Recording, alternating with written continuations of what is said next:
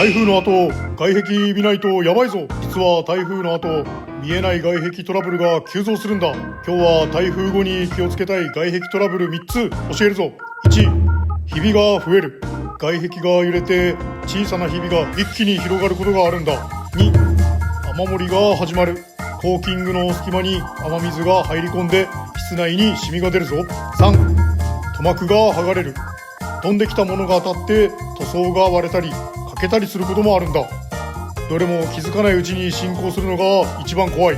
放っておくと次の雨で一気に雨漏りになる可能性があるぞ。心配な人は DM してくれ。プロがしっかりチェックするぞ。